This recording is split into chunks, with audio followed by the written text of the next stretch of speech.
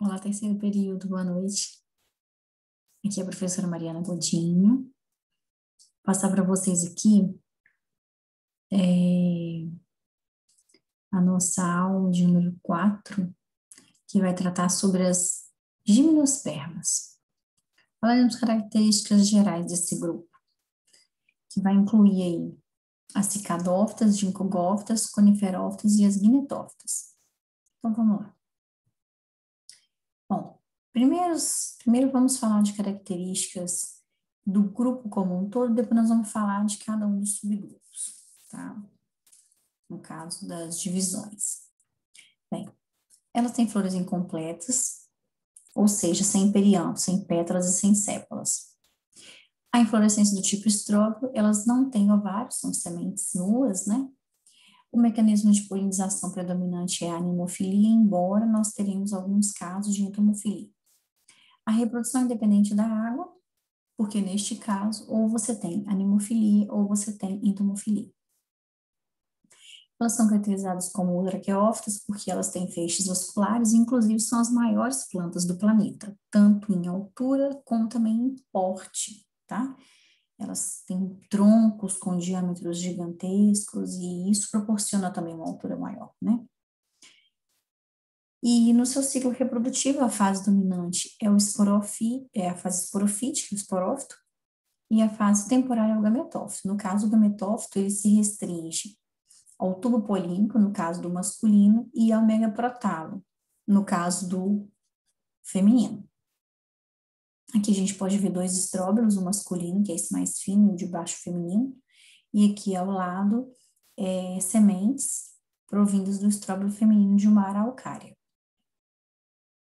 Agora falando sobre polinização. O que seria polinização? Aqui tem um videozinho representando a estrutura reprodutiva masculina, que é a antera, os grãos de pólen, essas bolinhas amarelinhas, que se deslocam através do vento e chegam até a parte receptiva feminina. E aí cresce o tubo polínico, que depois nós vamos falar sobre esse tubo polínico bem em detalhes, e justamente dentro desse tubo polínico que vai descer a célula germinativa para fazer a fecundação. Depois vocês vão entender isso melhor, esse processo chama-se sifonogamia, que é justamente o crescimento do tubo polínico até a oosfera. E através do tubo polínico que a célula germinativa vai fazer a fecundação da oosfera. Depois nós vamos comentar. Bom, sobre as características gerais ainda, a gente já falou que elas não têm frutos, são os primeiros vegetais a conquistarem a independência de água na reprodução, e são muito comuns em regiões temperadas. No Brasil, na região sul, que é a região mais fria, a gente tem o pinheiro do Paraná, que é nativo. Todas elas apresentam o crescimento, quer dizer, a maioria delas apresenta o crescimento do tipo monopodial, que é o que está representado nessa imagem aqui. O crescimento monopodial, ele é caracterizado por um broto, que está representado aqui pelo número 1, que predomina em relação a todos os demais, e com isso a planta apresenta esse aspecto pontiagudo, triangular, tá? Isso aqui em região temperada, onde se tem neve, é muito vantajoso, porque a neve ela se acumula no galho, cai para de baixo e cai no chão. Se a planta tivesse uma copa bem arredondada, isso seria uma região para o acúmulo de neve, ia quebrar galhos, né? Então, se porventura, em algum momento, em regiões temperadas, surgiu algum vegetal com outro tipo de crescimento que não é o monopodial, isso não foi vantajoso, não ficou, né? Foi eliminado. Em relação à estrutura reprodutiva, nós temos o estróbilo, que sempre será separado, masculino do feminino. O que seria esse estróbilo? Uma projeção do ramo da planta, só que especializada em reprodução.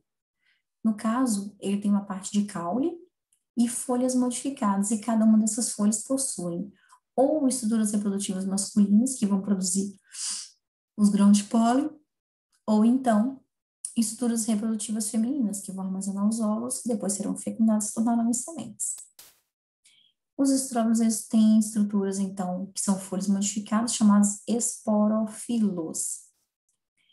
E após a fecundação, tem-se a formação das sementes, né? Lembrando que nós não temos frutos. Aqui alguns exemplos de estróbilos. Bem, em relação à biodiversidade, na verdade, nós temos 3 classes distintas, aqui está escrito 2, né? Que são as pteridospermais, benetiais e progimnospermófitas. E as viventes, 4 divisões que vão incluir as coniferófitas, cicadófitas, ginkgófitas e as linetófitas. Esse último grupo, as linetófitas, são as mais semelhantes às angiospermas. Bom, falando agora então das coniferófitas. São 50 gêneros, 550 espécies, esse é o grupo mais diversificado das gimnospermas. E muito mais, e com maior distribuição também ao longo de todo o planeta. São 4 famílias: Pinaceae, que é a mais abundante, Araucariaceae, Cupressaceae e Taxodiaceae, que é comum em outras regiões do mundo. Aqui na América do Sul a gente não tem. Falando das Pinaceae, que tem mais ou menos 90 espécies dentro do gênero Pinus, tá? Essa é a maior família encontrada, tá? As suas folhas são características finas e alongadas, que são as folhas do tipo aciculiares ou aciculares, e elas têm uma longevidade enorme. Lá na aula prática, inclusive, vocês chegaram a ver folhas aciculares e vocês viram as regiões de crescimento, que ela tem como segmentos em que ela faz o crescimento. E essas folhas são espiraladas, que é típico do grupo, e elas têm uma epiderme muito espessa que impede a perda de água, isso também é uma grande vantagem. E tem ductos resiníferos, e essas resinas, elas são importantes também para autoproteção. Muitas delas são arbóreas, quando não, são arbustivas pelo menos. As araucariáceas, né, que vai incluir o pinheiro do Paraná, por exemplo, elas têm folhas pequenas, do tipo escamas, e alternas, diferente da de Pinaceae, que eu falei que as folhas são espiraladas. São plantas dioicas, ou seja, você tem uma planta macho, uma planta fêmea, comuns na região da América do Sul, mas indivíduos abundantes de 2 espécies apenas. Já no hemisfério sul, a gente já tem uma maior diversidade. E as Taxodiaceae vai incluir o secodendron e as secóias, que são as maiores plantas do planeta. São asiáticas, 10 gêneros asiáticos, e alguns outros gêneros ocorrem também em regiões temperadas. Depois, vocês deem uma olhada na internet, tem muito vídeo legal para vocês conhecerem essas secodendrons, tá? Bom, em relação a essa semente, né, a semente mais comum, mais tradicional aí das gimnospermas é o pinhão, tá? Que tem gente que até fala que o pinhão é fruto, né? Na verdade, que a pinha seria o fruto ou algo do tipo, mas a gente sempre tem que lembrar que as gimnospermas não têm frutos, né? Aqui representando uma Pinaceae maracariaceae, a Pinaceae com crescimento monopodial, vocês podem observar aqui, era a Araucariaceae com crescimento simpodial. Em relação às coniferófitas, vai incluir aí as Cupressaceae. Esse gênero inclui uma planta bastante conhecida algumas décadas atrás, que eram os ciprestes, muito usados na ornamentação, cercas vivas. Era uma planta muito usada. São 18 gêneros e mais ou menos 180 espécies, quase todas elas do hemisfério norte. O porte ou é arbustivo ou é arbóreo. E as folhas são sempre muito pequenas, chamadas de escamiformes. E as plantas são monóicas, ou seja, você tem uma planta macho e uma planta fêmea. Aqui um estróbilo feminino, e cada unidade desce como se fossem placas. Se você remover, você vai encontrar sementes. Na hora que ela está completamente madura, ela se rompe sozinha e libera sementes. Continuando, as cicadófitas, aqui tem 3 imagens aqui mostrando, são comumente conhecidas como cicas ou palmeiras de sagu. Elas lembram muito palmeiras, né? A estrutura de um tronco e um aglomerado de folhas na extremidade do ramo, né? Associa-se muito com as palmeiras, e também o tipo de folha, né? Que é uma folha fina, alongada e muito recortada, que lembra muito a folha das palmeiras. Tem 140 espécies e 11 gêneros, algumas delas até carcinogênicas e outras neurotóxicas, e em alguns casos tem-se polinização por besouros, e também são plantas dioicas. Aqui mais algumas imagens. Estróbilo feminino, feminino, e estróbilo masculino. E as ginkgófitas, que estão representadas aí por um único gênero atual, que é a ginkgo biloba, nativa da Coreia, China, do Japão.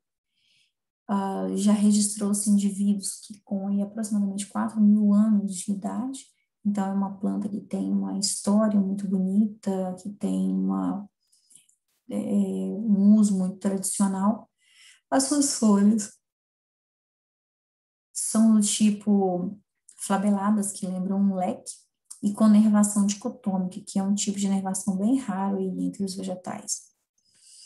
O crescimento muito lento, tá? E no máximo elas atingem em torno de 30 metros. E quando na estação mais fria do ano, ela perde praticamente todas as folhas, é uma planta chamada de decídua. E dos grupos mais derivados de gimnospermas que nós temos, inclui aí as guinetófitas, tá? Que tem 3 gêneros, Ephedra, Velvitia e Guinetum. Desses 3 gêneros são mais ou menos 70 espécies e são o grupo mais derivado das gimnospermas, considerados ancestrais das angiospermas. Algumas possuem estróbilos que parecem muito com inflorescências, podem produzir néctar e ter visitantes florais como insetos.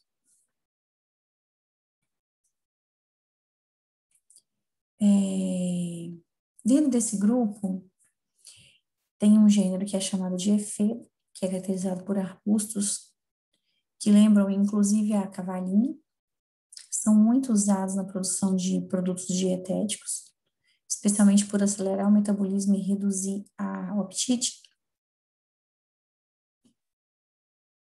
Porém, os derivados da efedra hoje são proibidos em praticamente todos os lugares do mundo, porque tem efeitos secundários muito graves. Aqui tem algumas imagens, a efedra já é uma plantinha rasteira, pequena, típica de desertos. Não tem nada a ver aí com a gente acabou de falar que as maiores plantas do mundo são gimnospermas, né?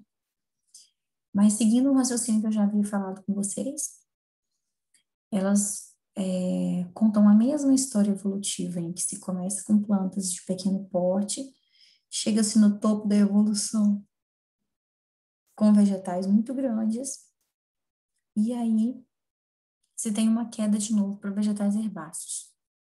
Então, esse grupo que é o mais derivado das gimnospermas, a gente volta para vegetais mais padrão herbáceos. Tem a Velvitia, que é uma planta muito especial, típica de desertos também, tem um rizoma subterrâneo e ela produz somente 2 folhas durante sua vida inteira.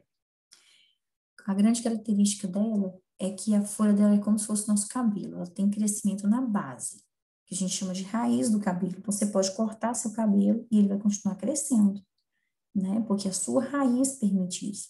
É o mesmo caso dela.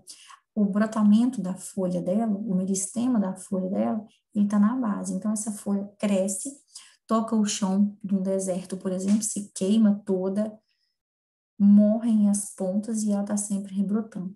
E nessa parte mais interna, que vocês estão vendo aí um monte de, como se fossem filamentos, isso são estruturas reprodutivas. E por fim, o gênero Guinetum, que tem aproximadamente 30 espécies, e não tem nada a ver com uma gimnosperma. Quando você olha, você acredita piamente que é uma angiosperma, uma folha bem arredondada, o seu estróbilo colorido, atrativo, que pode ser muitas vezes associado com uma infrutescência. As suas folhas são grossas, com aspecto de couro. E, por fim, vamos relembrar aqui algumas características adaptativas das gimnospermas. Elas têm gametófitos independentes do esporófito, isso aí é um passo evolutivo muito grande, independência de água na reprodução também. Né? Já falamos agora de polinização entomófila, né? Que é mais raro, mas a polinização animófila que é a principal, então totalmente independente de água. O crescimento desse tubo polínico é um outro ponto também muito importante, que ele garante a fecundação. É um sistema vascular muito desenvolvido, e aí por isso os vegetais de maior porte do planeta. Presença de sementes, né, ausência de fruto, e algumas adaptações contra a predação, como é o caso de espinhos, cascas grossas, resinas e óleos essenciais. E o crescimento secundário, que possibilita serem as maiores plantas do planeta. Aqui demonstrando o ciclo reprodutivo, né, o ciclo de vida. em que a gente pode observar, ó, vamos lá, num ponto que vocês conhecem bem, por exemplo, meiose, né? Então, eu tenho aqui, ó, a planta adulta, que é o esporófito, ou seja, uma planta 2N. Para essa planta 2N formar gametas, ela precisa de meiose, né?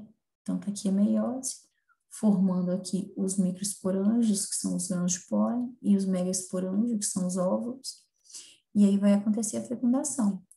Aqui eu estou mostrando o grão de pólen e o tubo polínico, aqui o grão de pólen e o tubo polínico fazendo a fecundação aqui na célula feminina, na célula germinativa feminina. A partir do momento que aconteceu a fecundação, a gente tem início na fase diploide. Está aqui o embrião pronto para germinar. Germinou, se tornou um indivíduo adulto, continua o ciclo de vida. Então, a gente tem aí uma fase, que é mais ou menos uma linha imaginária assim, ó, em que você tem uma fase 2N, daqui para cá até aqui, e daqui para cá até aqui uma fase N. Pessoal, é isso aí. Espero que eu tenha sido esclarecedora para vocês. Qualquer dúvida, estou à disposição. E esse conteúdo está disponível no capítulo 18 do livro Halvey. Boa noite. Um abraço a todos.